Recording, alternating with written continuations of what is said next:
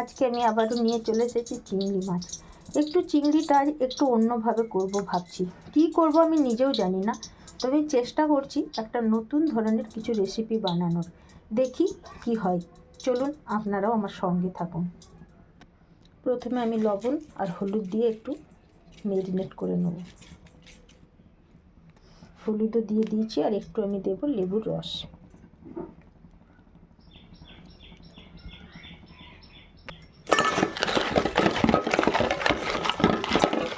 চিংড়িগুলোকে আমি ভালো করে মাখিয়ে নিই।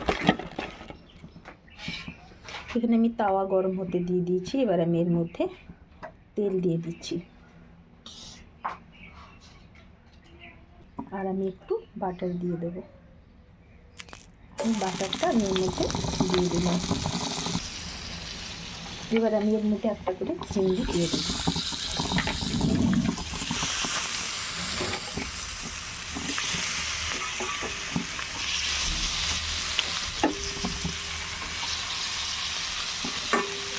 এভাবে আমি সব চিংড়িগুলোকে দিয়ে দিলাম। এটা আমি পুরো ডিপ তেলে ফ্রাই করবো না, ডিপ ফ্রাই না, একটু জাস্ট তাওয়াতে সেঁকে নেব।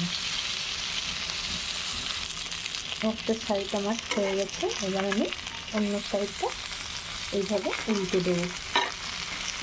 এক একটা সাইড আমার ভাজা বলুন শাঁকা বলুন এই যে হয়ে গেছে। এইভাবে প্রত্যেকটা চিংড়িকে আমি এইভাবে উল্টে নেব।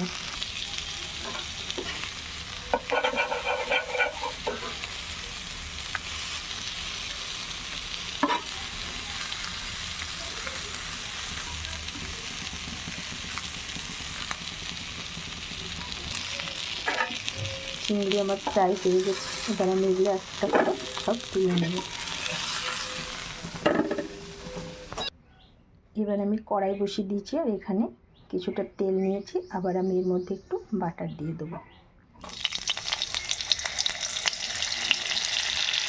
খুব বেশি তেল দিয়ে আমি এটা রান্না করব না, তাই অল্প একটু তেল নিয়েছি, আর হাফ চামচ বাটার দিয়েছি। প্রয়োজন হলে বাটার আর একটু দিয়ে দেবো। এবার আমি এখানে কুচনো রসুন আছে, সেই রসুনগুলো দিয়ে দিচ্ছি, আর কুচনো পেঁয়াজ।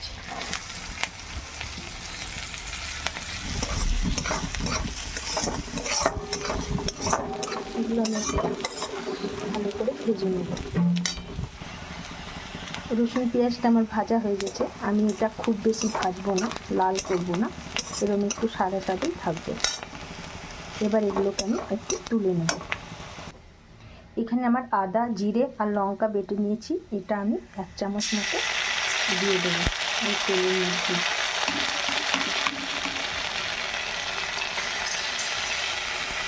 এবার এটাকে আমি একটু ভালোভাবে ভেজে নেব।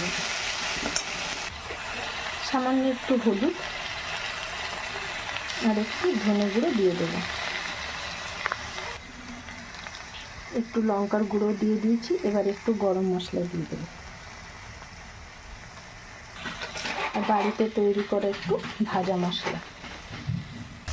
মশলা আমার কষানো হয়ে গেছে, তেল ছেড়ে দিয়েছে, তাই এবার আমি স্বাদ মতো লবণ দিয়ে দিলাম।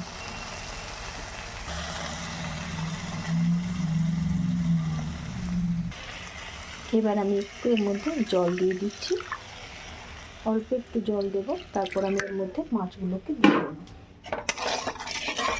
যেহেতু এটা আমার একটু শুকনো শুকনো রান্নাটা হবে, তাই আমি বেশি জল দেব না।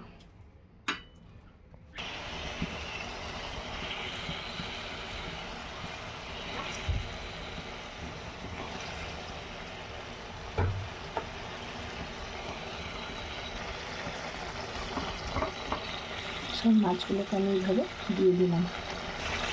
এবার আমি একটু চিনি দিয়ে দিচ্ছি। এবার আমি এই যে পেঁয়াজ রসুন ভাজাটা এর মধ্যে আমি দিয়ে দেবো।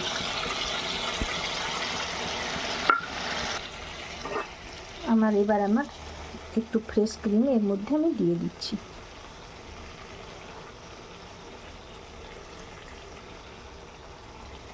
ফ্রেশ ক্রিম আমি দিয়ে দিলাম। এবার আমি একটু কসুরি মেথি হাতে গুঁড়ো করে দিয়ে দিলাম।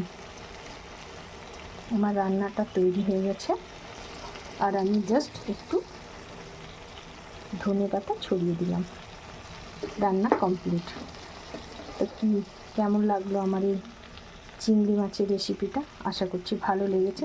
ভালো লাগলে অবশ্যই লাইক কমেন্ট শেয়ার করে দেবেন, আর আপনারাও এইভাবে একদিন করে খাবেন। ভালো লাগলে অবশ্যই আমাকে কমেন্ট করে জানাবেন। সব শেষে আমি আর একটু গোলমরিচের গুঁড়ো দিয়ে দিলাম, আর একটু বাটার দিয়ে দিচ্ছি।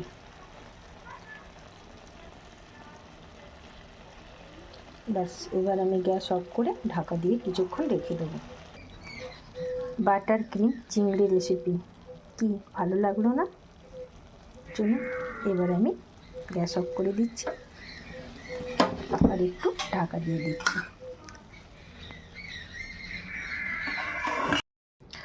সত্যি এই ক্রিমি বাটার চিংড়িটা এত সুস্বাদু খেতে হয়েছে, কি বলবো। আমি টেস্ট করে দেখলাম, দুর্দান্ত খেতে হয়েছে, দুর্দান্ত।